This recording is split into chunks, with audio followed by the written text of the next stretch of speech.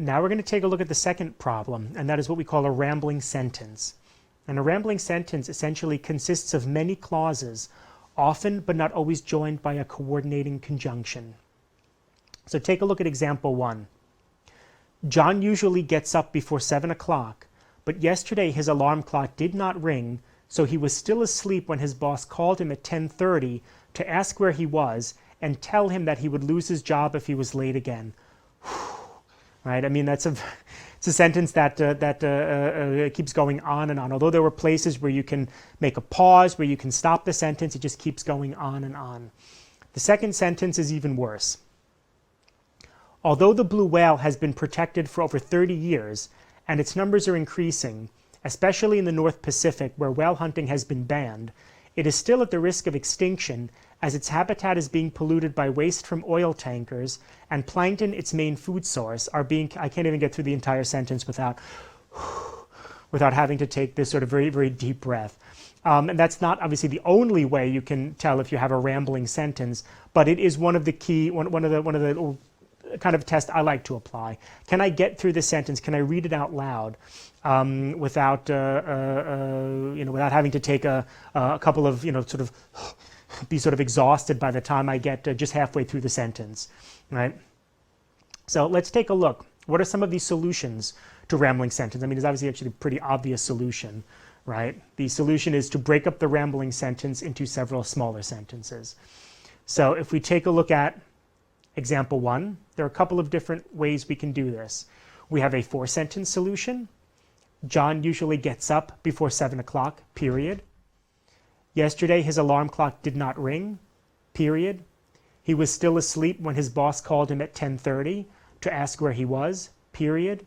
He told him that he would lose his job if he was late again, period. Perfectly fine. We have a 3-sentence solution and we have a 2-sentence solution. And all 3 of those solutions are pretty much equivalent. I mean, there's no change of meaning or there's no loss in meaning, etc. I mean, it's just a very, it's whatever you prefer. Some people like a bit of a longer sentence. Some people like a shorter sentence. I mean, that's, they say 6 of one, half dozen of the other. Why this mistake? Well, the reason is that German language conventions, especially in academic and literary contexts, allow for Schachtelsätze, right? So essentially the reason why you make this mistake is because you're German. Sorry.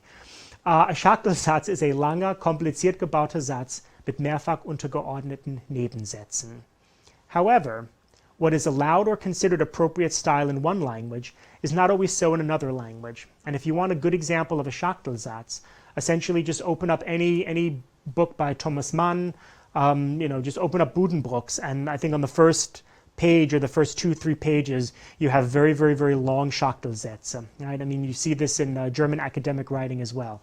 So anytime you go, take a literary journal written in German by German people, and you'll find Schachtelsätze.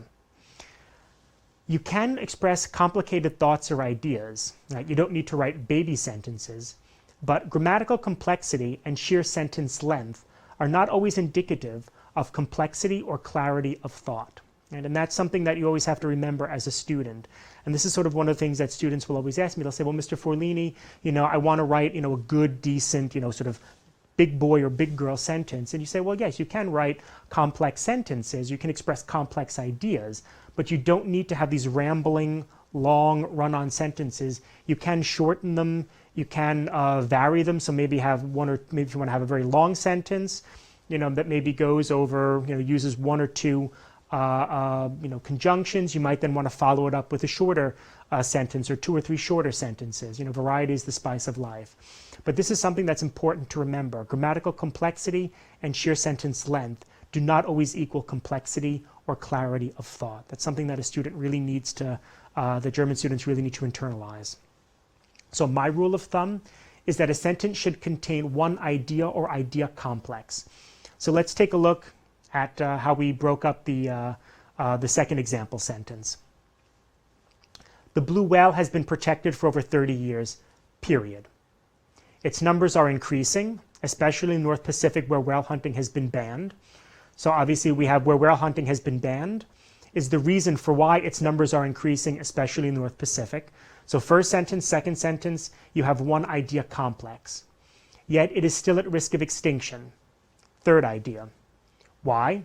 Its habitat is being polluted by waste from oil tankers, and plankton, its main food source, are being killed off by harmful rays from the sun.